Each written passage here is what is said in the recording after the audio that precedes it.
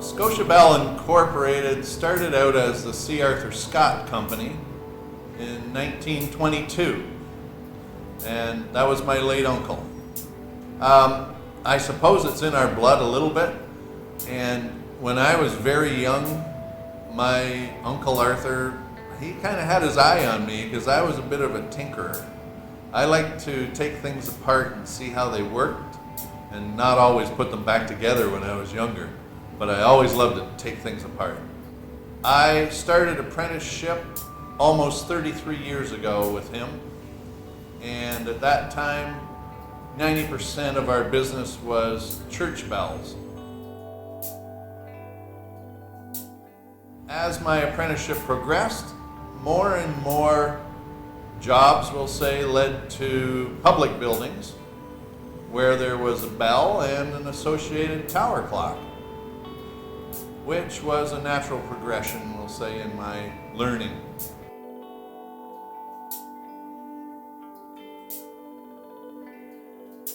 How long have you been working on this particular clock?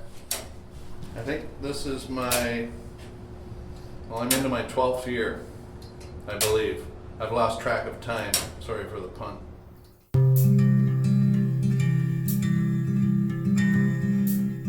I was attending the Hamilton Farmers Market on a regular basis, usually every Saturday. And I kept an eye on this tower. And if the clock was not running or indicating the correct time, I would make it a point to drop in and I would offer my services. And usually they would say, no, we still have someone looking after it, and I don't want to step on any toes myself. So I said, that's fine. I'll leave it for now, but I'm always available when and if you need me. So finally, they did one day call me up and said, John, could you come in and take a look at this?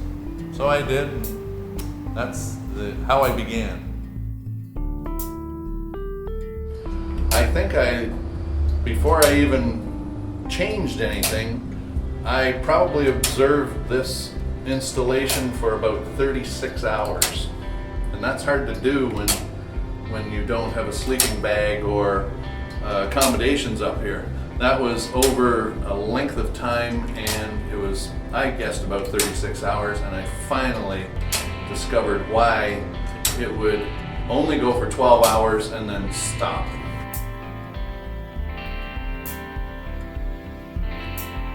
Well, this is a almost fully mechanical tower clock installation. It's like a giant grandfather clock. I'm giving them a great deal on the regular maintenance of this installation. I feel like it's kind of part my clock too. The community should take pride in this installation. It's your clock. It's on display for you to see on a regular basis. You should be proud of this clock. There's a beautiful 2.5-ton bell up there that should be striking the hour. It has been deactivated because I guess someone in the neighborhood didn't agree with it.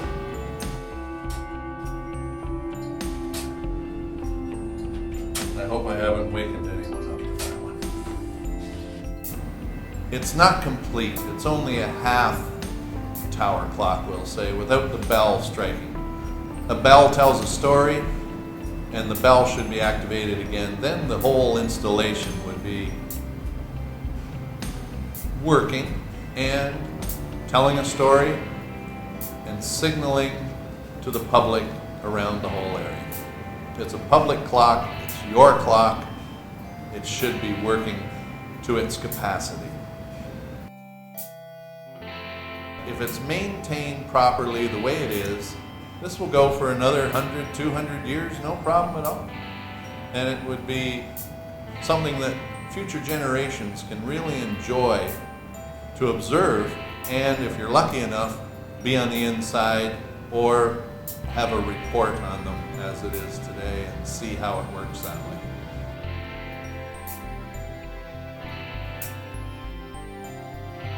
I love tower clocks. I don't know how else to describe it. It was like I was born with something in me that I wanted to take care of old things. I think that every public clock, it has a job to do. And usually when a clock is working and in good condition, it indicates the well-being of the building that it's in, number one, and the community at large. I don't like to see clocks that are put in and they're stopped or indicating wow, it's completely out of time. If a clock is working on time, that tells everyone that looks up at it, everything is okay in this community. And it makes me feel proud to be part of that, well, community spirit and keeping things working.